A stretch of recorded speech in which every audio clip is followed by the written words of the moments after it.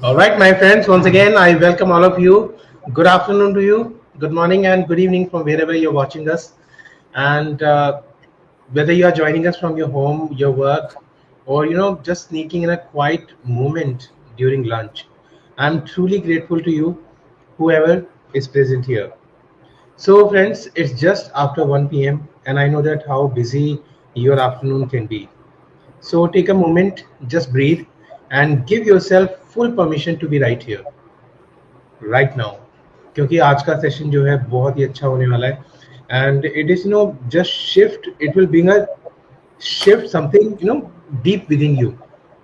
So make sure because आज का session जो है it's really close to my heart and I'm sure that you know the topic how counseling helps you navigate emotional disturbances.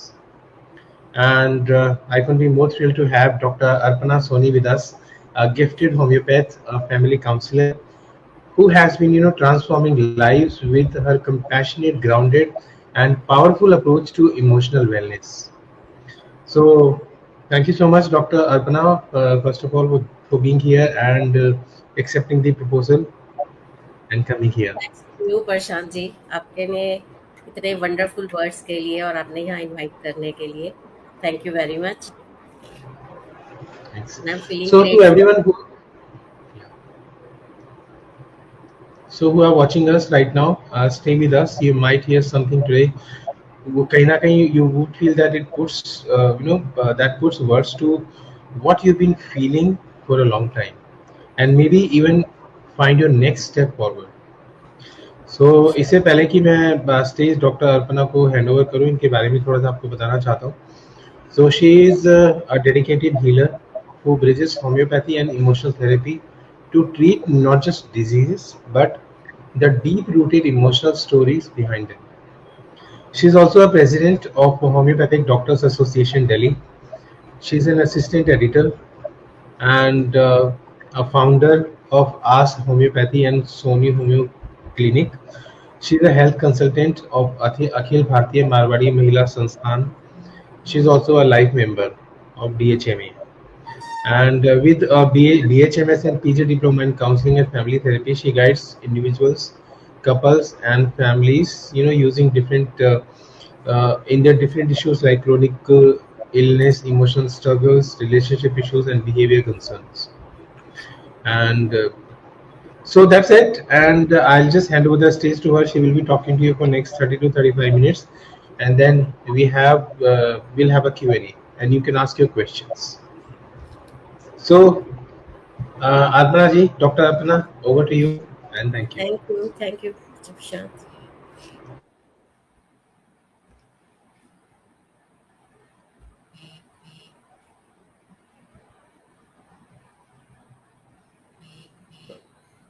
Hello everyone. Prashant ji ने मेरा introduction तो आपको दे ही दिया गया है, तो हम डायरेक्ट जो है समझने की कोशिश करते हैं कि इमोशनल डिस्टर्बेंस क्या है और कैसे काउंसलिंग आपका हेल्प करता है। तो सबसे पहले ये समझते हैं कि what are emotions. Emotions are the inner language of our mind, invisible currents that shape how we think, behave, and connect. They are like the weather of our soul, sometimes calm, sometimes stormy, but always meaningful. Emotions are biological responses to internal or external experiences, signals to protect, connect, or express ourselves, the bridge between thoughts and actions. Next we will talk about types of emotions कि emotions कितने type के होते हैं.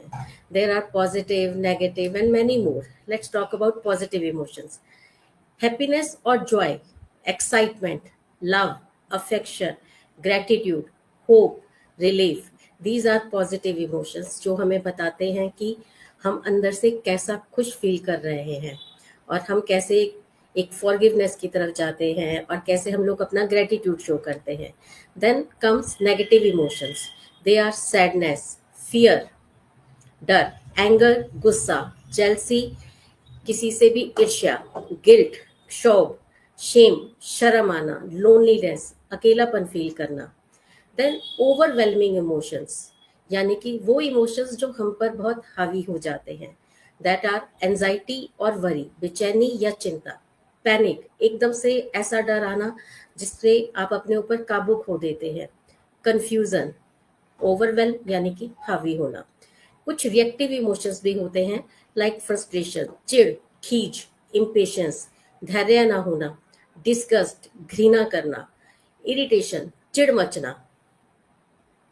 Then regulating emotions होते हैं, like calmness, contentment, compassion, forgiveness. कुछ हमारे mind में कॉम्प्लेक्स या मिक्स्ड इमोशंस भी होते हैं, like bitter sweetness, nostalgia, love hate relationship होते हैं। होप एंड फियर, आशा और डर दोनों एक साथ चलते हैं। एक्साइटमेंट एंड एंजाइटी, किसी चीज को करने के लिए एक्साइटमेंट तो है, लेकिन उसके साथ एंजाइटी भी होती है। मैं इसको आपको एक छोटे से एग्जाम्पल के साथ समझाने की कोशिश करूंगी। एक्साइटमेंट, आप एक नई जगह पे जा रहे हैं वेकेशन के लिए, जो आपने रील्स में देखा या आपके दोस्तों ने आपको बताया। मान लीजिए वो एक पहाड़ी इलाका है, पर आपको वहां पर जाकर जो है माउंटेन सिकनेस होने लग जाती है, तो वो आपको बेचैन होने करने लग जाएगा जाने से पहले ही। तो ये हो गया excitement and anxiety. Then hope and fear. Hope यानी कि आशा, आप कुछ नया काम कर रहे हैं तो आपके दिमाग में आशा चल रही है उस चीज को लेकर कि हाँ कि ये काम कैसा होगा, लेकिन फिर एक डर आ जाता है सक्सेस या फेलियर का। तो ये हो गया hope and fear. Love and hate relationship, ये बेस्ट फ्रेंड्स में हो सकता है कि प्यार तो बहुत है, लेकिन कुछ ऐसा हो गया कि जिससे आप एक पर्सन से थोड़ा सा हेट भी आपके दिमाग में आने लग जाता है, जो जेलसी के बाद काम करता है। नोस्टैल्जिया, यानी कि किसी को बहुत ज्यादा याद करना। कई बार बच्चे जो बाहर पढ़ने जाते हैं वो कहते हैं कि हाँ कि होम सिकनेस हो रही है हमें, या कहीं जाकर आप अपनी पुरानी यादों में खो जाते हो, या कोई ऐसा लव्ड वन आपका चला गया है, आप उसकी पसंद का कुछ खाना खा रहे हैं या कुछ भी कर रहे हैं, तो वो आप एक नोस्टैल्जिक फीलिंग में चले जाते हैं। बिटर स्वीटनेस, ये ज्यादातर इमोशन आता है जहाँ पर कपल्स का रिलेशनशिप होता है, या आप लगाइए कि mother in law daughter in law का रिलेशन हो गया, कि जहाँ पर हल्की फुल्की कड़वाहट और मीठी यादें दोनों साथ साथ चलती हैं। नेक्स्ट हम बात करते हैं कि इमोशनल वेलबींग क्या है। आज का जो टाइम है, दुनिया इतनी तेजी से भागती चली जा रही है, बहुत ज़्यादा शोर है, और कई बार लोगों को समझ में नहीं आता है कि हमने इमोशंस को कैसे डील करना है, और इमोशंस हम कैसे डील कर सकते हैं, ये आपको मैं यहाँ बताती हूँ। In a world that's constantly rushing, buzzing and overflowing with noise, emotional well-being means having the strength to stay calm inside, even when everything outside feels out of control. It's the ability to feel your feelings without getting lost in them, to bounce back from stress without breaking down, and to stay connected to hope, purpose, and peace, even in the middle of storms. यानी कि emotions वही हैं, लेकिन आपको अपनी strength पता है, आपको ये पता है कि आप कैसे उन इमोशंस से डील कर सकते हो, चाहे वो सक्सेस है या वो फेलियर है, लेकिन आपको आपका एक स्ट्रेंथ अंदर से मालूम होना चाहिए। It means you are aware of, resilient and balanced. You can pause before reacting, speak kindly to yourself, set healthy boundaries, and still find joy in little things. आप अपने काम के प्रेशर में हैं, या आपको कोई परेशानी चल रही है घर की, बच्चों की, कैसी भी, लेकिन अगर आपको ये पता है कि आपने उन परेशानियों के साथ या किसी पर्सन ने आपको कुछ कहा, तो आप कैसे उसको रिस्पॉन्ड कर रहे हैं, एकदम से रिएक्शन दे रहे हैं या रिस्पॉन्ड दे रहे हैं, या आप अपने आप के साथ कितना जेंटल हैं, और आपने अपनी हेल्दी बाउंड्रीज सेट कर रखी हैं कि इसके बाद मैं किसी की कुछ भी परेशानी जो है अपने ऊपर नहीं लेने वाला हूँ, और छोटी छोटी चीजों में आपको खुशियां मिलती हैं। It's about making space for your emotions instead of stuffing them down or letting them explode. It's about responding with wisdom instead of reacting in fear. It's about protecting your peace like it's your superpower. It's about because in a chaotic world, your emotional well being is not a luxury. It's your anchor, it's your armor, and your inner light. जो emotional wellbeing है, ये एक उस anchor की तरह है जो एक नाव को पानी में रोक सकता है, एक आपका जो है सुरक्षा कवच है, और आपके अंदर की लाइट है जो आपको होप और पॉजिटिवनेस देती है। अब हम बात करते हैं what are emotional disturbances. Emotional disturbances are when your inner compass misfires, when emotions don't just visit, they take over, clouding your thoughts, hijacking behavior and disrupting everyday life. Emotions वहाँ disturb होते हैं जहाँ आप उनसे deal नहीं कर पाते हैं और आपके थॉट्स आपके ऊपर हावी होने लग जाते हैं. आपको ऐसा लगता है कि आपका बिहेवियर पैटर्न बदल गया है और आपका एवरीडे का रूटीन जो है वो डिस्टर्ब हो रहा है. It's not just feeling sad, it's when emotional pain becomes chronic, unmanageable and affects your ability to live fully. उदासी एक इमोशनल डिस्टर्बेंस नहीं होती है, वो एक आपकी लाइफ का एक छोटा सा फेज भी हो सकता है या एक दिन का हो सकता है. लेकिन अगर ये आपका इमोशनल पेन आपके साथ बहुत टाइम तक रहे और आपको समझ में ही नहीं आए कि आपको इसको मैनेज कैसे करना है और आपकी लाइफ जो है फुली चेंज हो जाती है, देन ये एक इमोशनल डिस्टर्बेंस है. Think of it like feeling stuck in fear, rage, guilt और sorrow, an emotional alarm that doesn't shut off. आप उसमें से बाहर ही नहीं निकल पाते हैं. And the souls cry that get silenced और misunderstood. Why do emotional disturbances happen? They may be biological, psychological, social and environmental or life events. Biological अगर हम डिस्टर्बेंस की बात करें तो इसमें hormonal imbalance like menarche, then pregnancy, then menopause जो females बहुत ज़्यादा फेस करती हैं. देन जेनेटिक वल्नरेबिलिटी अगर उनकी फैमिलीज में ये चलता आ रहा है. Neurochemical dysfunction that is altered brain functions. Then psychological कोई childhood trauma, suppressed emotions, low self esteem और perfectionism. Third, social and environmental that are toxic relationships, bullying और आइसोलेशन, academic और work stress, social media overexposure और life events, grief, heartbreak, abuse, loss of job और long illness. अब हम बात करते हैं टाइप्स ऑफ इमोशनल डिस्टर्बेंसेस की. First one is mood related जो इमोशनल डिस्टर्बेंसेस होते हैं like depression, bipolar disorder, atypical mood swings. और एंजाइटी स्पेक्ट्रम में आता है general anxiety, panic attacks, phobias, OCD. Impulse and anger control में अग्रेशन और एकदम sudden outburst, irritability. Emotional dysregulation, emotional meltdowns, difficulty coping with stress. और उसके बाद आता है साइकोसोमेटिक रिस्पॉन्सेज यानी कि आपको फिजिकल सिम्टम्स अपीयर होने लग जाते हैं. That's our body aches with no medical reason, sleep and appetite disturbances. Then sign and symptoms to watch for. अब इसमें हम अर्ली साइंस की भी बात करेंगे, सटल सिग्नल्स की भी बात करेंगे और कुछ अलार्मिंग साइंस की भी बात करेंगे. अर्ली साइंस जो है वो है sudden mood changes, withdrawal from friends और family, decreased performance that may be of school and for work, oversleeping or insomnia, unusual fears और crying spells. ये अर्ली साइंस तकरीबन जो है ओवरलुक हो जाते हैं कि कोई बात नहीं, आज मूड खराब है, कल ठीक हो जाएगा, आज कहीं जाने का मन नहीं है, कोई बात नहीं, कल चला जाएगा.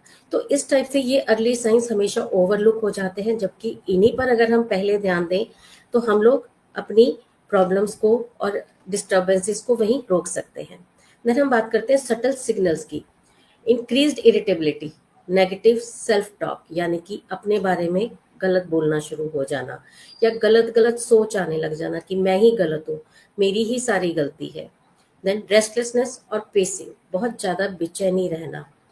Avoiding eye contact, clinginess in children और teens.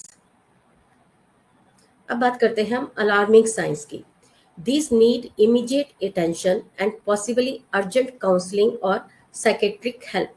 That is talking about death or suicide, self-harm और substance abuse. Substance abuse किसी ना किसी तरह की नशे की लत में आ जाना. Hearing voices और delusions. Extreme mood shifts.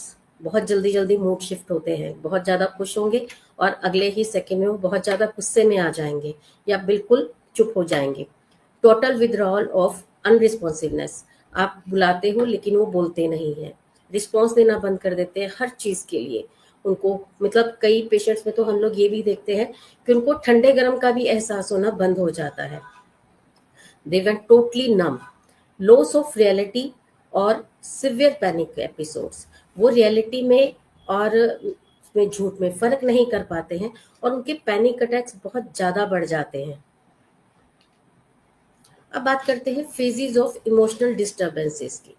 First is denial और कंफ्यूजल फेज, कि एक डिनायल मोड में रहता है कि मुझे कुछ हुआ नहीं है, मैं ठीक हूं, बट कहीं ना कहीं कुछ गलत है, that is something feels off but I can't explain it. Then disruption phase, trouble functioning, sleeping और coping. Then crisis phase, overwhelming distress, panic और एग्रेशन। इस क्राइसिस फेज में आकर पता चलता है कि हाँ, मुझे कुछ हुआ है, कुछ इमोशंस हैं जिनको मैं हैंडल नहीं कर पा रहा हूँ या कर पा रही हूँ। देन एक इनसाइट फेज आता है कि रियलाइजेशन होता है कि I need help and this is the most courageous step you take for your self. Fifth is healing phase through counselling, support and awareness. एक हीलिंग फेज स्टार्ट होता है जब आप काउंसलिंग करवाते हैं, आपको सपोर्ट मिलना शुरू होता है और अवेयरनेस आपके दिमाग में आती है। तो हम सबसे पहले बात करेंगे अवेयरनेस की, कि अवेयरनेस क्या है। अवेयरनेस यानी किसी भी प्रॉब्लम का जो है आपको पता होना कि ये क्या है, क्यों हो रही है और इसका क्या सोल्यूशन मैं देख सकता हूँ। Awareness of emotional disturbances. Not every storm is loud. Some emotional disturbances arrive quietly, as a lump in the throat, a restless mind at 2 a.m. ये कभी ना कभी हर किसी ने फेस किया होता है, बट अगर ये डेली आपके रूटीन में होता रहे तो ये एक डिस्टरबेंस है, इसके लिए आपको अवेयर होना चाहिए। ये लंप इन द थ्रोट जब आपके साथ बहुत खुशी हुई या एकदम से आप इमोशनल हो गए तो ये आ सकता है। कभी आपके दिमाग में अगर एग्जाम्स को लेके कोई स्ट्रेस चल रहा है तो माइट भी आप रात को अराउंड 2-3 AM जाग सकते हैं, आपको एक रेस्टलेसनेस हो सकती है। और a smile that hides exhaustion, sorry, एक स्माइल जिसके पीछे बहुत कुछ छिपा होता है, क्योंकि वो स्माइल फेक होती है। They don't always scream for help, they whisper, I am tired but I don't know why. मुझे थकावट लग रही है पर मुझे नहीं पता कि क्यों है, ना तो मैंने इतना काम किया है, मैं हर वक्त थका थका महसूस करता हूँ, बट टेस्ट मेरे नॉर्मल आ रहे हैं, कहीं कोई कमी नहीं है। I am surrounded yet I feel alone, मैं लोगों के बीच में रहकर भी अकेलापन फील करता हूँ। I am holding it together बेयरली, मैं इन सब चीज़ों को अब ज़्यादा और होल्ड नहीं कर पा रहा हूँ। Awareness is the turning point, it's the moment you pause and ask, is this just stress और is my soul asking for care.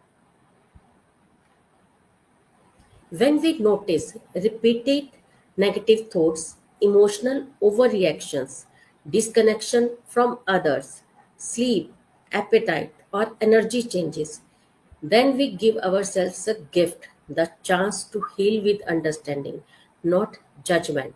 Awareness does not fix everything, but it starts everything. Awareness से आप सब कुछ ठीक नहीं कर सकते हो, बट ये आपका पहला स्टेप होता है खुद को ठीक करने का, सेल्फ केयर का। Then sport. What is sport in emotional disturbances? Sport during emotional disturbances isn't about giving advice. It's about being present, being understanding, and being consistent. When someone is emotionally overwhelmed, they don't always need solutions. आप एक line बहुत बार radio पर सुनते होंगे कि इस सुनाने वाली दुनिया में सुनने वाले की ज़रूरत है। एडवाइस देने वाले आपको बहुत मिलेंगे, बट सुनने वाला कोई नहीं मिलता है। तो एक ऐसे पर्सन का सपोर्ट चाहिए होता है, वो फैमिली हो सकती है, फ्रेंड हो सकता है, जो आपको बिना जज किए सुने, आपको समझाए नहीं, कोई एडवाइस नहीं दे, बस सुने आपके इमोशंस को। They need someone who listens without judgment, who validates without questioning, and who stays even in silence. Personal support can be a friend who listens without trying to fix, a family member who shows patience and empathy, a mentor or partner who creates emotional safety, a consistent daily routine, self care or spiritual practice. अभी इस एक movie आई है सैयारा के नाम से, उसके बारे में हम सबने बहुत सुना होगा। तो उसमें जो वो उसकी एक्ट्रेस है, उनको अल्जाइमर्स होता है। तो उनका जब ट्रीटमेंट डॉक्टर बताता है तो वो उनको एक रूटीन सेट करने को बोलता है कि इनका खाना पीना सोना जो है वो एक डेली रूटीन में होना चाहिए, ताकि वो उस चीज़ को स्पोर्ट की तरह ले। तो वही ये सपोर्ट सिस्टम आपका घर से सबसे पहले स्टार्ट होता है। Then comes professional support, which includes counseling and therapy, safe spaces to explore feeling, triggers and healing tools. Counsellor और थेरेपिस्ट आपको एडवाइस नहीं देता है, आपके साथ मिलके वो आपके हीलिंग प्रोसेस में आता है। आपको एक ऐसा सेफ स्पेस देता है जहां आप अपनी फीलिंग्स को एक्सप्रेस कर सकते हैं, जहां आप ट्रिगर्स को समझ सकते हैं कि क्या बातें हैं या क्या चीज़ें हैं जो आपको ट्रिगर करती हैं, या आपके साथ मिलकर उन चीज़ों को दूर करने की ट्राई करते हैं। और कुछ छोटे छोटे हीलिंग टूल्स लगा लीजिए या टिप्स लगा लीजिए, हम आपको देते हैं। देन मेडिकल और homeopathic intervention. I am blessed कि मैं होम्योपैथ हूँ। तो होम्योपैथी में हम लोग बहुत सारे मेंटल सिम्टम्स को लेके भी काम करते हैं अकॉर्डिंग टू पेशेंट्स नीड। तो वहाँ पर भी होम्योपैथी हमारी बहुत हेल्प करती है कि हम पेशेंट को ओपन अप कर पाते हैं।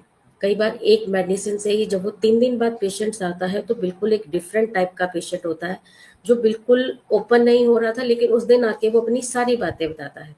तो यहाँ आई सल्यूट टू होम्योपैथी। और इस होम्योपैथी ने मेरी ड्यूरिंग काउंसलिंग पिछले 28 ईयर्स से बहुत हेल्प करी है। Then crisis support for moments of acute emotional distress और ट्रोमा। कई बार क्राइसिस सपोर्ट आता है कि एकदम से लाइक सडन पैनिक अटैक हो गया, तो उसमें भी हम उनको छोटे छोटे टिप्स बताते हैं कि आप कैसे खुद को शांत कर सकते हो। इवन हम फैमिली को भी बताते हैं। और कुछ हमारी होम्योपैथिक मेडिसिन कि अगर आप ये लेंगे तो आपका जो पैनिक अटैक है वो धीरे धीरे खत्म हो जाएगा। Support means not trying to erase the pain but gently helping someone carry it until they can stand again. Now, what is counseling and how it helps you? Counseling is not about giving advice, it's a structured, empathetic, and empowering process where individuals explore, understand, and transform their inner emotional world. Confidential and safe space to express without judgment, encourages clarity, self reflection, and healing, promotes resilience, positive change, and emotional freedom.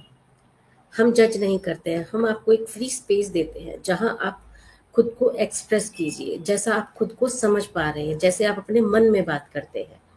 एक confidentiality रहती है हमारी और client की, और हम उनको encourage करते हैं कि जिस टाइप का जैसा भी उनका कोई इमोशनल डिस्टर्बेंस है उसी टाइप से पेशेंट को डील किया जाता है। Counselling is a bridge between emotional chaos and inner clarity. Then, why is counseling necessary?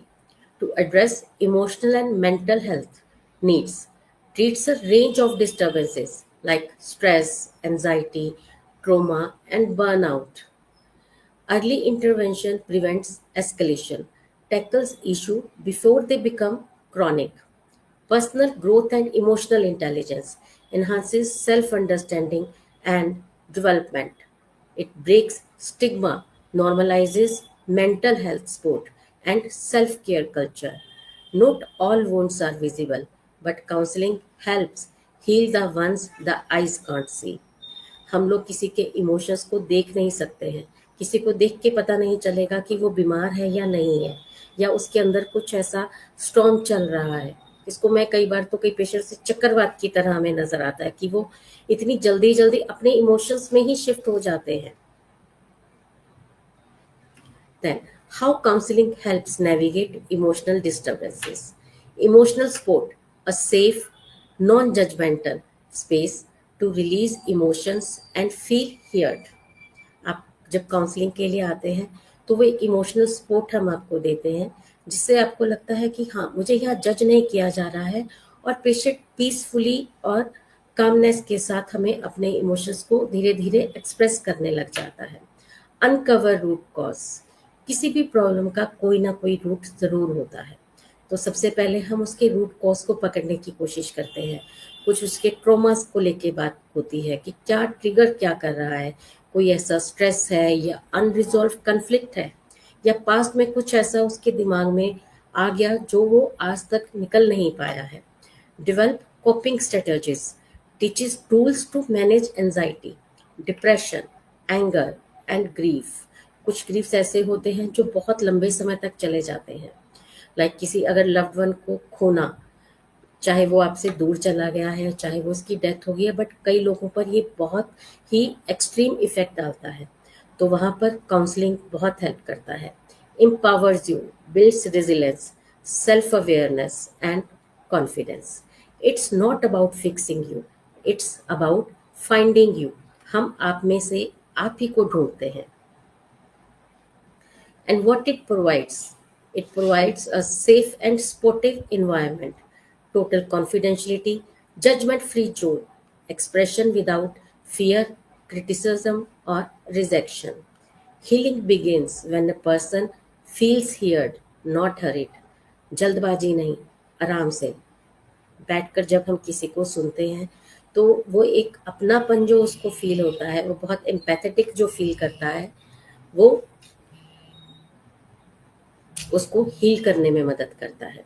Then B, emotional understanding and awareness, labelling and processing complex emotions. जब हम किसी को जानते हैं तो हम उसका इलाज कर सकते हैं। लाइक अगर फिजिकली भी कोई इलनेस होती है तो हमें उनके सिम्टम्स, साइंस सब पता होते हैं। हमें उनकी ये पता होता है कि इसके बाद क्या होने वाला, प्रोग्रेशन क्या है डिजीज का।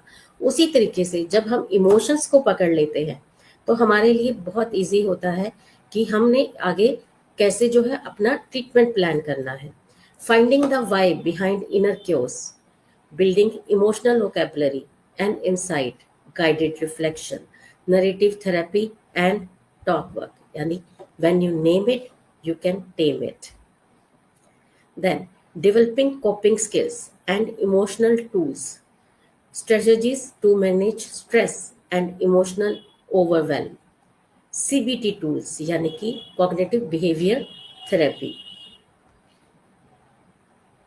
Relaxation techniques, mindfulness, journaling, breathing work, grounding techniques, builds emotional regulation and response flexibility. You can't control them, but you can learn to serve them. D. Empowering change and personal growth. Challenges negative patterns and limiting beliefs. Encourages goal setting, motivation, and self leadership. Boosts self image and emotional independence. कई बार कुछ patients के दिमाग में ये चलता है कि मैं यहाँ क्यों हूँ, मेरी लाइफ का पर्पस क्या है। तो ये सब हम काउंसलिंग से उनको उनकी लाइफ का इम्पोर्टेंस बता पाते हैं। अब काउंसलिंग के बाद रिजल्ट्स क्या रहते हैं? Better communication, a stronger self image, emotional freedom, growth begins where your comfort zone ends. It prevents future mental health breakdown. वो स्ट्रॉन्ग हो जाते हैं तो वो इमोशंस के कारण बहुत जल्दी टूटते नहीं हैं। Early help is equal to long term wellness, emotional care habits, inner strength for future challenges. Counseling doesn't just treat pain, it builds protection against it, enhancing overall emotional wellness, resilience, self love उनको समझ में आता है।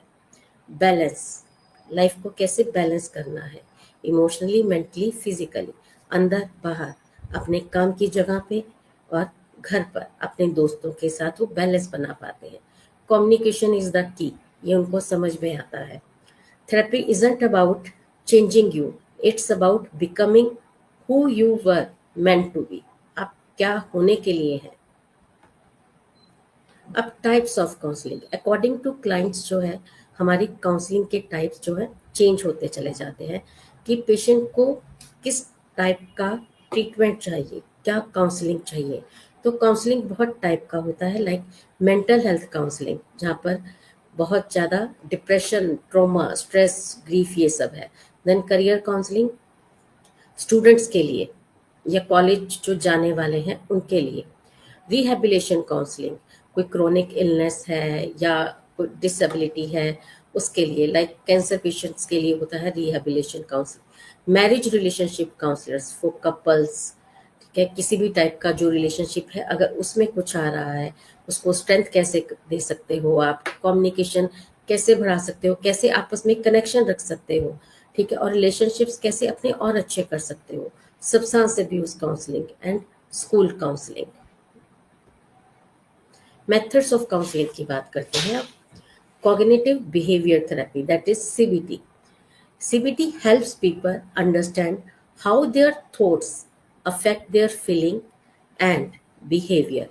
It teaches how to replace negative thinking patterns with more helpful ones, and it is used for depression, anxiety, phobias, PTSD. PTSD is post traumatic stress disorder. Corona के बाद हम लोगों ने इसके पेशेंट्स में बहुत ज़्यादा बढ़ोतरी देखी थी। पीटीएसडी का मतलब होता है कि जब आपने किसी ट्रोमा के बाद आप इतने ज़्यादा स्ट्रेस में आ गए हो कि आप उससे डील ही नहीं कर पा रहे हो। उस टाइम लोगों में बहुत डिप्रेशन था, डर बहुत था, पैनिक अटैक्स बहुत थे। तब सीबीटी ने बहुत हेल्प करा उनकी नेगेटिविटी को पॉजिटिविटी में चेंज करने में। टाइम लगा उस चीज़ में, बिकॉज आसपास आप बहुत कुछ देख रहे थे और सब कुछ नेगेटिव था। न्यूज़ बहुत नेगेटिव जा रही थी, लोग मिलते थे तो वो भी नेगेटिव बातें करते थे। तो यहाँ आपकी हेल्प जो है काउंसलर करता है to help clients think clearly and act positively in even difficult situations. Then humanistic therapy. This therapy focuses on the whole person, respecting each person's feeling and experiences. It creates a safe, non-judgmental space to explore emotions, and it is used for relationship issues, personal growth and addiction. Personal growth में कई बार clients को समझ में नहीं आता है कि वो क्या करना क्या चाह रहे हैं या उनकी रिलेशनशिप में कोई इशू क्यों आ रहा है, जबकि अपनी तरफ से वो सब एफर्ट दे रहे हैं। The therapist roles here is listens with empathy, helps you find your own answers, builds self worth and confidence. कई बार उनका इन सब चीज़ों की वजह से कॉन्फिडेंस बहुत लो हो जाता है, तो कॉन्फिडेंस बूस्ट करने में भी काउंसलिंग बहुत हेल्प करता है to help clients grow, heal and reach their full potential. Psychodynamic therapy. This method explores how past experiences and unconscious thoughts affect present behavior. Focus areas are childhood experiences, यानी कि कोई childhood में उसको कोई trauma हुआ है जो अभी तक लिंगर ऑन होता जा रहा है और वो एक टोटली चेंज्ड पर्सनैलिटी बन चुका है। Inner conflicts, patterns in relationships, आजकल रिलेशनशिप भी इतने टाइप का है और इतने पैटर्न्स चेंज हो गए हैं, तो उसकी वजह से भी जो प्रॉब्लम्स, डिस्टर्बेंसेस आते हैं ये उसको डील करेगा। Personality disorders, eating disorders, goal to help people understand their hidden emotional wounds and heal from them. Then solution focused brief therapy. ये हम प्रॉब्लम्स पे फोकस नहीं करते, हम यहाँ सोल्यूशन पे फोकस करते हैं।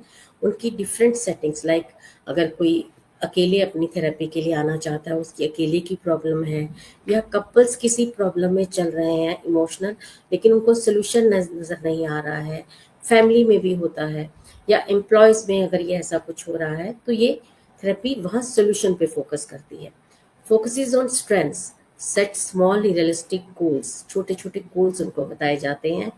Builds quick and practical steps for change, और इसका गोल रहता है to move forward quickly with a clear plan and confidence. Systemic therapy, family and relationship focused. This therapy looks at relationships and how people affect each other. और ये कहाँ help करता है? Families को, कपल्स को और ग्रुप्स, जहाँ पर डिफरेंट डिफरेंट लोग होते हैं और उनको एक साथ मिलके काम करना होता है। To improve communication, solve relationship issues, restore balance with in the systems like family और work place. Then existential therapy. This therapy help people explore deep life questions like why I am here, what gives my life meaning. Focus क्या रहता है? Freedom, choice, responsibility. यानी कि freedom तो है but वो responsibility के साथ फ्रीडम आनी चाहिए।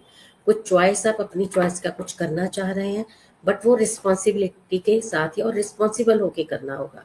लिविंग एन ऑथेंटिक लाइफ, उनकी लाइफ का मीनिंग एंड पर्पस वो उनको समझाया जाता है। Goal, to help clients find purpose, meaning and peace in their life journey.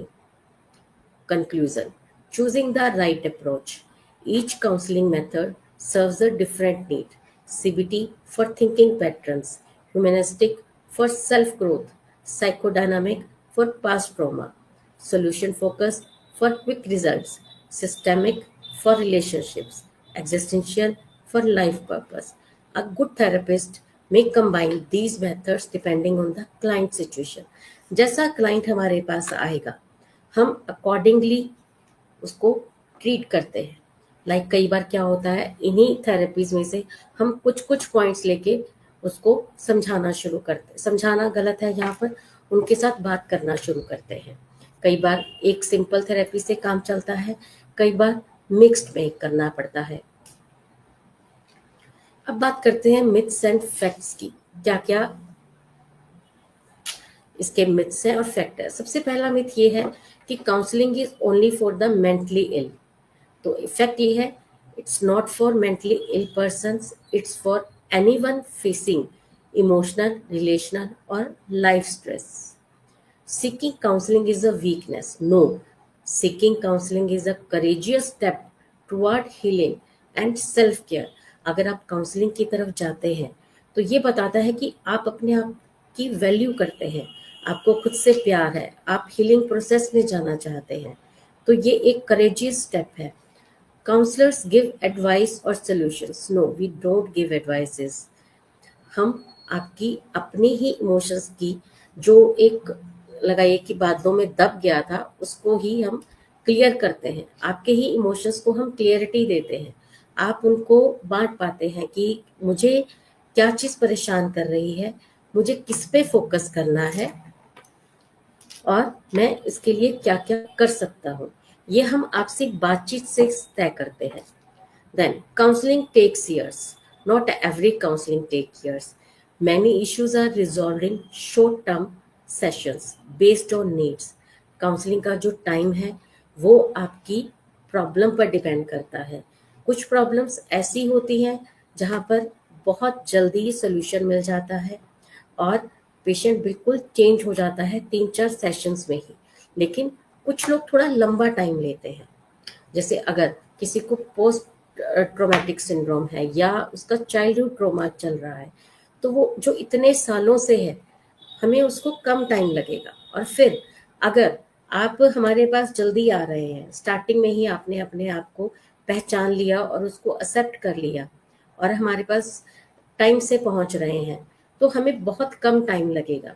ये किसी भी तरह की फिजिकल इलनेस की तरह है कि आपने अपने सिम्टम्स को पहचाना और आप आ गए। Only serious problem need counselling नहीं, कई बार छोटे छोटे स्ट्रेस और कंफ्यूजन्स वो भी कुछ पर्सन्स डील नहीं कर पाते हैं तो उसके लिए भी काउंसलिंग के लिए ज़रूर आना चाहिए ताकि आपकी प्रॉब्लम नहीं बढ़े, आप उसको टाइमली समझ पाएं। Now, key takeaways. Counseling is for everyone, not just those in crisis. Counselling हर किसी के लिए है, सिर्फ उनके लिए नहीं जो बहुत ज़्यादा मुसीबत में है।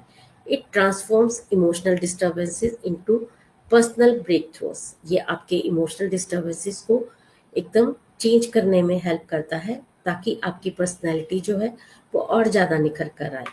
Taking the first step matters more than knowing the right time. आपको सिर्फ पहला कदम उठाने की ज़रूरत है। ये सही है या गलत है ये आपको जल्दी पता चल जाता है। Choose what fits your challenge but always choose healing. आप कुछ भी चूज करते हैं खुद को ठीक करने के लिए, लेकिन हमेशा जो है हीलिंग को चूज कीजिए। Just because no one sees your wounds doesn't mean they don't exist. Let's normalize emotional healing the same way we normalize physical healing. मेरी सबसे यही रिक्वेस्ट है कि कुछ जख्म जो दिखाई नहीं देते हैं, इसका मतलब ये नहीं है कि वो नहीं है। इसको नॉर्मलाइज करना चाहिए इमोशनल हीलिंग को, जैसे हम फिजिकल हीलिंग की तरफ जाते हैं। बुखार है तो हम लोग मेडिसिन लेते हैं, कोल्ड है तो हम लोग मेडिसिन लेते हैं, उसको अवॉइड नहीं करते हैं। इसी तरीके से हमें अपने जितने भी इमोशनल डिस्टर्बेंसेस, अगर हम उसको नहीं संभाल पा रहे हैं, कई बार कुछ इमोशनल डिस्टर्बेंसेस ऐसे होते हैं जब आप अपने घर में बात कर लेते हैं तो बहुत सही हो जाते हैं, आपको वो चीज़ें इतना परेशान नहीं करती हैं। बट अगर आप अपने घर के लोगों के सपोर्ट से या हेल्प से वो नॉर्मलाइज नहीं कर पा रहे हो तो प्लीज़ काउंसलर के पास जाइए और अपनी इमोशनल हीलिंग भी रखिए। And thank you for being a part of this awareness journey. Let's build a world where mental wellness is everyone's right. Thank you. Take care. हाँ जी Prashant ji. Amazing. Thank you so much, Dr. Alpana, for sharing your wonderful thoughts and wisdom here. So now, friends, we are open for questions, and you can ask your questions if you have any doubt, if you need any clarity. So with this, we have a question from Dr. Samiksha ji. Is counseling like helps in overcoming emotional disturbance due to grief? बिल्कुल समीक्षा जी। Grief दो तरह का होता है, या तो आपने अपना कोई लव्ड वन खोया, या वो किसी ब्रेकअप के में भी हम लगा लेते हैं। तो सबसे पहले क्या है, आपको एक्सेप्टेंस की बहुत ज़रूरत होती है कि आप उसको एक्सेप्ट करें। आप अवेयर तो हैं कि आपने किसी को खोया है, बट वो एक्सेप्टेंस आपकी बहुत हेल्प करेगी। तो बजाय इस ग्रीफ में रहने के कि रोने के, आप ऐसा कर सकते हैं कि आप उनकी जो यादें हैं उनको एक पॉजिटिव वे में लेके जाइए। वो मेमोरीज जो हैं उनके लिए कुछ अच्छी अच्छी बातें लिखिए, क्योंकि आपने बहुत अच्छा समय उनके साथ बिताया है, इसीलिए वो ग्रीफ भी लॉन्ग टर्म में जा रहा है। आप जर्नलिंग कर सकते हैं, आप अपने आप को बिजी रखने की कोशिश कर सकते हैं, लाइक क्रिएटिव हो सकते हैं। बहुत सारी चीज़ें हमारी ऐसी होती हैं जो हम भूल गए होते हैं, जब ग्रीफ आता है तो बिल्कुल ही हमारे दिमाग से निकल जाता है। तो आपकी जो भी हॉबीज़ थी आप उनको दोबारा कर सकते हैं, या नई हॉबी कुछ सीख सकते हैं। आजकल ऑनलाइन बहुत कुछ अवेलेबल है, आपको बाहर जाने की भी ज़रूरत नहीं पड़ेगी। बट मैं चाहूँगी कि आप निकले, अपने फ्रेंड्स के साथ कनेक्शन भी बनाएं, क्योंकि ये बहुत ज़रूरी है। अगर आप कनेक्शन बनाते हैं तो आप कनेक्ट होने के बाद अपनी हीलिंग की तरफ ही जाते हैं। Right, wonderful, thank you so much. इसी के साथ इन्होंने एक और चीज पूछी है, how many sessions are required? देखिए ये ना क्लाइंट टू क्लाइंट डिपेंड करता है बहुत बार, कि कुछ क्लाइंट जो है हमारी बातों को पहले दूसरे सेशन में समझना शुरू कर लेते हैं और खुल जाते हैं। जब तक वो ओपन अप नहीं होते हैं तब तक बहुत मुश्किल होता है काउंसिल करना। लेकिन जब अगर एक बार क्लाइंट ओपन हो गया है तो ज़्यादा टाइम नहीं लगता है, ग्रीफ इतना टाइम नहीं लेता है। वो माइट बी 5-6 सेशंस और 7-8, इन सब में ठीक होने लग जाता है patient. Awesome. Thank you so much once again. Dr. Samiksha, please let us know if that answers your question. Thank you. So एक क्वेश्चन और आया थी कि like why do most people delay this like seeking help? उनको पता है कि उनको हेल्प चाहिए, but why do they delay? अभी हम मिथ्स की और फैक्ट्स की बात कर रहे थे ना, तो सबसे ज्यादा वही हो जाता है। उनके दिमाग में ये रहता है, नहीं लोग क्या कहेंगे। अगर किसी को पता चलेगा कि मैं काउंसलिंग के लिए जा रहा हूँ तो लोग तो ये कहेंगे ये तो पागल हो गया है। बिकॉज अभी भी हमारी सोसाइटी इसको नॉर्मलाइज नहीं कर पा रही है। उनको ये लगता है कि अगर काउंसलिंग के लिए जा रहा है दैट मीन्स उसको कोई मेंटल इलनेस है। वो इन छोटे छोटे डिस्टर्बेंसेस को समझ नहीं पाती है। अवेयरनेस बहुत आई है, बट स्टिल अभी बहुत ज़रूरत है। Yes, thank you. बट अगर इतना है तो लोगों को ऐसा क्यों लगता है कि काउंसलिंग नहीं लेनी चाहिए, या in other words I should ask कि why do people usually get wrong about counselling? क्या उनके अंदर ये चीज आती है? काउंसलिंग वो ना अपने डर की वजह से भी नहीं लेना चाहते। बाहर उनको जज किया जाएगा, डॉक्टर के पास हम जाएंगे, डॉक्टर हमें क्या समझेगा। और उनको ये लगता है कि काउंसलिंग जो है वो सिर्फ वही बात कि हाँ कि बीमार लोगों के लिए है, ये परेशानी जो आई है चली जाएगी, कोई बात नहीं, देख लेंगे, कर लेंगे, लिंगर ऑन करते चले जाते हैं। इस वजह से वो जो है काउंसलिंग के ना प्रॉपर वर्ड्स को समझ नहीं पाते हैं कि काउंसलर आपको जज करने के लिए नहीं है, काउंसलर सिर्फ आपकी बातों को सुनेगा। बिकॉज जब हम किसी को सुनते हैं ना, तो आधा तो मैं कहती हूँ वहीं ठीक होने लग जाता है पेशेंट, बिकॉज उसके अंदर के इमोशंस जो हैं वो बाहर निकलने लग जाते हैं। और यहाँ तक राइट। पहुंचते पहुंचते भी इसीलिए क्लाइंट डिले कर देते हैं। वो इतना ओवरवेलम होकर आते हैं कि कई बार तो क्या होता है कि अभी थोड़ी देर पहले मेरे पास एक पेशेंट थी, मैंने उनको बोला, मैंने कहा हाँ जी क्या हुआ, एंड शी स्टार्टेड क्राइंग। वो इतना ज्यादा ओवरवेलम थे। तो फिर उस सेशन को तो मैं कर ही नहीं सकती, मेरे को चाहिए कि आपको मैं पहले काम करूं, आपकी और मेरी एक पॉजिटिव वाइब्स जो है वो मैच करना शुरू हो। Right. Okay, thank you so much. So Samiksha ji ने एक और क्वेश्चन पूछा है कि जिन लोगों के साथ सुसाइडल थॉट्स होते हैं उनके लिए भी काउंसलिंग कैसे हेल्पफुल होती है? जी बिल्कुल बिल्कुल, ये कुछ ना कुछ पास्ट ट्रॉमास होते हैं और कुछ मेंटल इलनेसेस में भी आता है कि पेशेंट को ये सुसाइडल थॉट्स आने लग जाते हैं। तो यहाँ भी काउंसलिंग बहुत हेल्प करती है, लेकिन यहाँ पर हम उनको मेडिसिन प्लस काउंसलिंग के साथ रखते हैं। हमारे पास होम्योपैथी में बहुत अच्छी मेडिसिन हैं। लाइक आजकल आप देख भी रहे होंगे कि लगातार सोशल मीडिया पे एक इंटरव्यू आ रहा है एक एक्ट्रेस का कि अपने बर्थडे पर वो ऑलमोस्ट सुसाइड करने जा ही रही थी, और उनके हस्बैंड उनको डॉक्टर के पास लेकर गए और वो कहते हैं कि वंडर किया होम्योपैथी ने मेरे साथ, मैं टोटली चेंज पर्सनैलिटी हूँ। तो कुछ जो इस तरह से एक्सट्रीम वाली कंडीशंस होती हैं, तो वहाँ मेडिसिन प्लस काउंसलिंग और घर के लोगों का सपोर्ट वो बहुत ज़रूरी है। Thank you so much. एक और क्वेश्चन है जो स्क्रीन पे है भी, how do create a safe space for someone जो कि कभी उसने काउंसलिंग ली ही नहीं है, उससे पहले कभी उसने ऐसा कोई इशू ही फेस नहीं किया, उसे काउंसलिंग के लिए जाना पड़ा? हाँ जी, ऐसे पेशेंट जो बहुत शाई नेचर के होते हैं ना, तो सबसे पहले काउंसलर को अपने क्लाइंट के साथ एक रेपो बनाना पड़ता है कि वही पॉजिटिव वाइब्स मैच करने वाली बात है। तो कई बार वो फर्स्ट सेशन में नहीं होता है, वो सेकंड सेशन में स्टार्ट होता है कि अगर उसको पहले तो हम ही पूछेंगे कि हाँ कि क्या हुआ, नहीं कुछ नहीं, तो वो उसको एक देना पड़ता है कंफर्ट जोन कि जब मेरे पास क्लाइंट आए तो मैं उसको बहुत अच्छे से ग्रीट करूं, उसको वो महसूस हो उन 30-40 मिनट्स में कि मैं एक बहुत कंफर्ट जोन में आया हूँ, सामने वाला पर्सन मुझे जज नहीं करेगा। तो जब ये स्पेस उनके पास जाता है तो 90% जो क्लाइंट्स होते हैं वो सेकंड सेशन में या फर्स्ट सेशन के एंड तक आते आते मिड के बाद कभी भी ओपन अप हो सकते हैं। कुछ लोगों के साथ एक्चुअली कुछ इश्यूज होते हैं, जैसे कि आप ये देख रहे हो कि देयर इज अ क्वेश्चन कि वो कैसे ट्रस्ट करना शुरू करे कि उसको बहुत डीपली हर्ट हुआ है person, so it's really difficult to build that trust. देखिए ट्रस्ट इश्यूज जो होते हैं ना वो हर एक रिलेशनशिप पर बहुत बैड एक इम्पैक्ट छोड़ कर जाते हैं। पर्सन जो है अप्रोच करना छोड़ देता है किसी को भी, और अगर उसको कोई अप्रोच करता है ना तो उसके दिमाग में यही रहता है कि मिसट्रस्ट, ये मुझे दोबारा धोखा देगा ही देगा। तो वहां पर हम काउंसलिंग में उनको ट्रोमा से बाहर निकलने में हेल्प करते हैं, उनको छोटे छोटे टूल्स के साथ, यानी कि जैसे सीबीटी की हमने बात करी थी, तो हम उनके नेगेटिव जितने एक्सपीरियंसेस होते हैं उनको लेके बात करते हैं और देन हेल्प करते हैं कि वो अपने पॉजिटिव चेंजेस में लेकर आए। उनको रिलेशनशिप्स के मतलब समझाए जाते हैं। और सबसे बड़ी बात जैसे ये होता है कि उनको लगता है कि मेरी ही गलती थी सारी।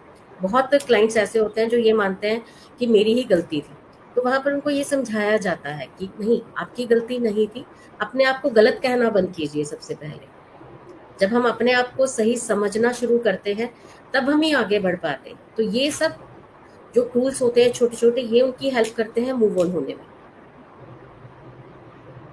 Nice, thank you. अक्सर ये कहा जाता है कि आपको अपना पास्ट हील करने के लिए उसके बारे में बात करनी पड़ेगी। बिल्कुल so this question is related to that कि क्या हम बिना पास्ट के बारे में बात किए हील कर सकते हैं या नहीं? बिल्कुल ऐसा होता है, बहुत बार क्लाइंट अपना पास्ट बताना नहीं चाहता है, तो कई बार तो सहारा लेता है, जी मेरे दोस्त के साथ ऐसा हुआ था। तो ये काउंसलर जो होते हैं तकरीबन समझ जाते हैं कि हाँ कि पेशेंट कहाँ सच बोल रहा है, कहाँ झूठ बोल रहा है, बिकॉज हम तो आई टू आई कॉन्टेक्ट में चल रहे हैं आपके साथ। और वो कहते हैं ना कि जहाँ झूठ बोलता है तो आदमी की आंखें बता देती है। तो एक तो ये होता है कि अगर आप कोई बात नहीं, आप अपने फ्रेंड की भी बात करके अपनी बात कर रहे हो तो हम उसको समझते हैं। और कई बार जब पेशेंट अपने बारे में बताना ही नहीं चाहता कि हुआ क्या था, हुआ तो कुछ था लेकिन वो बात नहीं करना चाहता है, तो हम एक्सपीरियंसेस शेयर करते हैं। वो कुछ हमारे एक्सपीरियंसेस लगा लीजिए, या आप कह दीजिए कि हम पेशेंट्स की जो स्टोरी होती है सब कुछ चेंज करके, बिल्कुल कई बार उनको उस तरीके से या किसी मूवी के साथ हम जोड़कर, तो लाइक एक टूल हम अपना बनाते हैं उस टाइम कस्टमाइज्ड, कि इसके साथ पेशेंट को ऐसे डील करना है। Thank you. Thank you so ji much. So please let us know if that answers your question. And friends, you can ask your questions. We are now reaching to the end of the session. Few minutes are left, so you can ask if you have. अक्सर ये कहा जाता है कि इंसान को या एक मेल पर्सन को रोना नहीं चाहिए, तो क्या ये सही है? Like being into this culture, क्या ये इज इट गुड और इज इट बैड? नहीं, रोना क्यों नहीं चाहिए? इमोशंस के आदमी के होते नहीं है, फीमेल्स के थोड़ा ना इमोशंस होते हैं अकेले, बल्कि मेल्स के बहुत इमोशंस होते हैं। आप ये देखिए कि जब भी हार्ट रिलेटेड प्रॉब्लम्स की बात आती है तो सबसे ज्यादा जो है मेल्स को होते हैं, बिकॉज वो अपना दिल ही नहीं खोल पाते हैं। चोट लगने पे अगर दर्द लड़की को हो रहा है तो लड़के को भी उतना ही होगा ना, लेकिन क्या है, फीडिंग चल रही है बचपन से, अरे तू लड़का है, लड़के रोते थोड़ी ना है। ये वहां से फीडिंग स्टार्ट होते होते जब तक वो बड़े होते हैं उनको ये लगता है नहीं जी मर्द को दर्द नहीं होता है, बट नहीं, मर्द को दर्द होता है और उतना ही दर्द होता है। बल्कि मेरे को कई बार जैसे ड्यूरिंग काउंसलिंग में बहुत ऐसे लोगों से मिली जो बात करते करते रोए हैं। इवन मेरे एक क्लाइंट थे, वो 57 ईयर्स के थे और वो बात करते करते रोए थे कि अब मुझे समझ में नहीं आता है कि मैं क्या करूं। तो जहां मुझे ये भी लगता है कि रोना आपके मन को हल्का भी करता है, तो इसलिए मेल हो या फीमेल हो, क्राइंग इज नॉट बैड, आपको वो हल्का ही करेगा। और जब दिल ओके, खोलोगे तभी तो बात बनेगी। बिल्कुल। Thank you so much. So my friend, please let me know if that answers your question again. और अक्सर वो कहते हैं कि वेंट आउट करो, तो क्या उससे हीलिंग हो जाती है या वेंटिंग आउट और हीलिंग में कोई डिफरेंस है? वेंटिंग आउट और हीलिंग में डिफरेंस है। वेंटिंग आउट मीन्स आपने अपने मन का दबा हुआ निकाल दिया, वहां पे आप हल्का होना स्टार्ट हो जाते हैं, आपने अपनी बातें वैसी कह दी। अब कई क्लाइंट्स, जैसे अभी आप मेरे से पूछ रहे थे कि ओपन अप ही नहीं होना चाहते हैं, तो हम उनको बोलते हैं कि डू जर्नलिंग, आप लिखिए, जैसे आपके मन में विचार आ रहे हैं ना उनको वैसे लिखिए। तो वो अगर यहाँ वेंट आउट नहीं हो रहे हैं मेरे सामने, वो घर जाके अपना लिखने के बाद उनको बहुत अच्छा लगता है कि हाँ कुछ हुआ है, कुछ एक रिलीफ सा है। ठीक है, उसके बाद हीलिंग, यानी कि सही तरीके से ट्रीटमेंट की तरफ जा रहे हो आप, वो बहुत इजी हो जाता है। जब वी मेट हम सबने देखी है, उसमें वो कहती है कि यस, लिखो जो तुम्हारे मन में आता है और उसको फ्लश कर दो या जला दो। वहां पर कितनी हीलिंग, उसके चेहरे के एक्सप्रेशन चेंज हो गए थे जब वो ऐसा करते हैं। Very nice, thank you so much once again.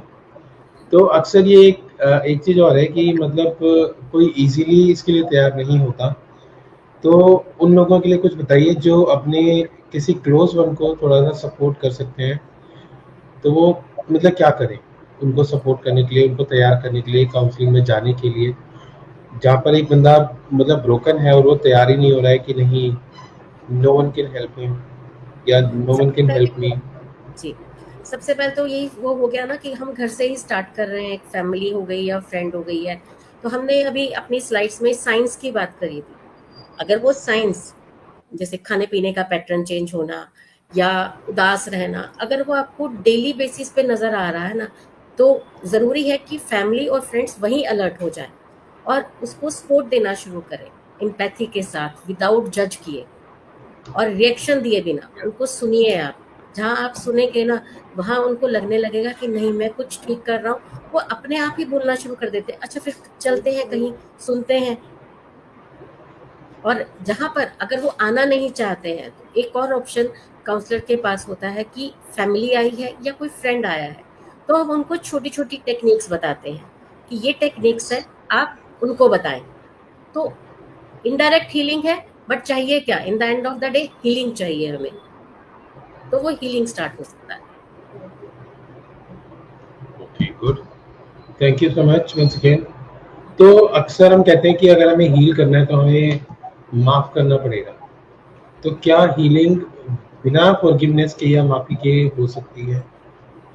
देखिए, अगर आपके दिल पर बोझ रहेगा तो बहुत या मुश्किल हो जाएगा। अगर कहीं पर आप माफ कर सकते हैं, अगर माफ नहीं कर सकते हैं तो भूल जाइए उस एपिसोड को। कुछ चीजें ऐसी होती हैं जहाँ माफ करना बहुत मुश्किल होता है, तो भूल जाइए, क्योंकि हीलिंग कहीं ना कहीं तो आपको स्टार्ट करनी पड़ेगी। So we can say forgiveness is a part of healing. Yes, definitely it is a part. Nice. Because जब आप फॉरगेट भी करते हो ना किसी चीज को, वो अ सॉर्ट ऑफ फॉरगिवनेस होती है। यस। और अगर कोई आता है और कहता है कि नथिंग कैन चेंज, मैंने सब कुछ ट्राई कर लिया, उसको उसके लिए आप क्या बोलोगे?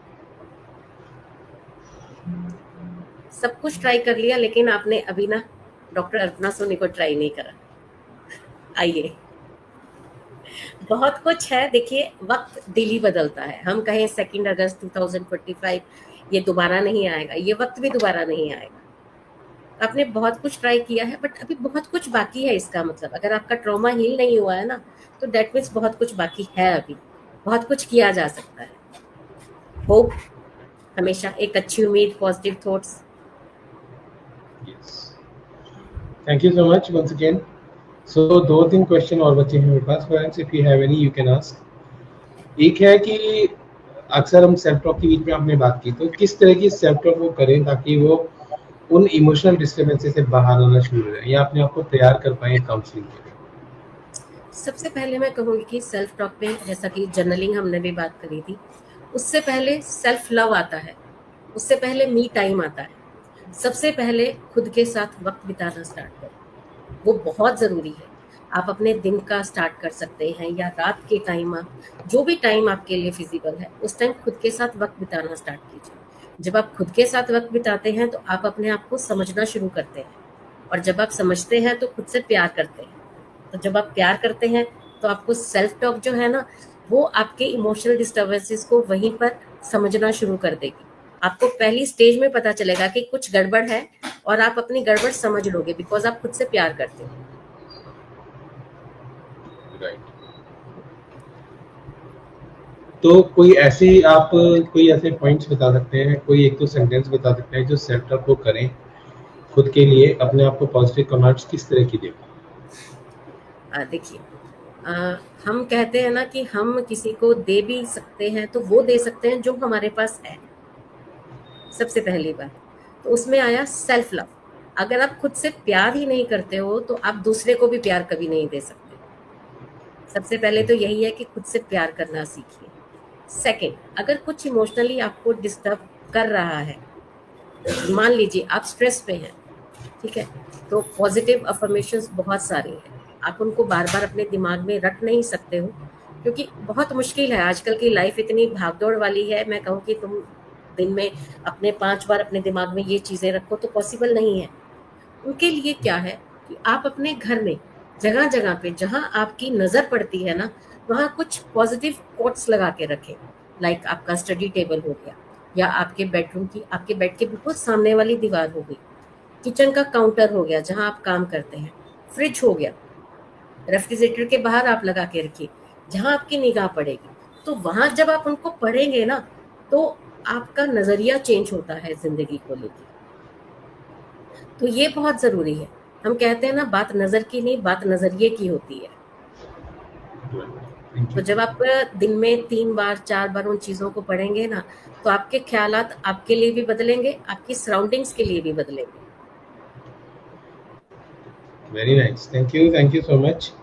तो आप जैसे काफी पेशेंट्स को हैंडल करते हैं, आपको लाइक ऐसी क्या चीज है जो आपको होप देती है? क्योंकि अक्सर हम कहते हैं कि कई बार जिन लोगों के साथ जो लोग आपके सराउंडिंग्स में रहते हैं, कहीं ना कहीं आप उनकी एनर्जीज को कैच कर लेते हो, तो आप ऐसी कौन सी होप रखते हो कि that you are still working for them, for the people who are in pain? देखिए, अगर हम काउंसलिंग कर रहे हैं तो हम दूसरे के पेन को ना दूर करने की कोशिश कर रहे हैं। अगर हम सामने वाले का पेन एब्जॉर्ब करने लग जाएंगे ना, तो वहाँ हमारी वाइब्स भी जो है वो नेगेटिव होना स्टार्ट हो जाती है। तो सबसे पहले आपको अपना ना ऑरा पॉजिटिव रखने की बहुत ज़रूरी होती है। आपका काउंसलर बनना आप तब बने हो जब आपके खुद के अंदर पॉजिटिव थॉट्स होंगे, आप लाइफ के लिए पॉजिटिव सोचते होगे, तो आप सामने वाले को पॉजिटिविटी दोगे। अदरवाइज आप नहीं दे सकते पॉजिटिविटी। आपकी बातों से ही निकल जाएगा कि आपको कुछ पता नहीं चल रहा है। तो आप पॉजिटिव रहिए। आपको पॉजिटिव कैसे रहना है? वही बातें जो मैं कह रही हूँ, me time, self love, self care, self talk, journaling, अपनी हॉबी। मैं प्रशांत जी, मैं आपको एक बात बताती हूँ, मैं बहुत बार अपने क्लाइंट्स को भी बताती हूँ कि मॉर्निंग में जब भी मैं उठती हूँ, चाहे वो मैं 8 बजे उठूँ, 6 बजे उठूँ, 10 बजे उठूँ, मेरा जो पहला चाय का कप होता है ना, उस 10 मिनट में मुझे कुछ नहीं चाहिए, सिर्फ वो मेरा टाइम है। वो 10 मिनट मुझे सोचना है सिर्फ खुद के लिए। ना तो मुझे मेरे बच्चों के लिए सोचना, ना मैं उस टाइम क्लिनिक के लिए सोचती, ना मैं अपने क्लाइंट्स के लिए, पेशेंट्स के लिए सोचती हूँ। वो 10 मिनट मैं खुद को देती हूँ सिर्फ। और वो 10 मिनट मुझे सुबह से लेकर रात तक बिल्कुल ऐसे पावर उस पे रखते हैं। मेरी फुल ऑन एनर्जी रहती है। खुद के लिए करना सीखिए, बहुत ज़रूरी है। जब आप खुद के लिए कुछ करते हैं ना, तो आपकी पॉजिटिविटी वैसे ही आपके फेस पर आ जाती है। Thank you so much. So last question of the session is any final tip for the people जो ये सेशन देख रहे हैं या जो मैं बाद में देखेंगे, एंड वो कहीं ना कहीं स्टार्ट करना चाहते हैं, कनेक्ट करना चाहते हैं, तो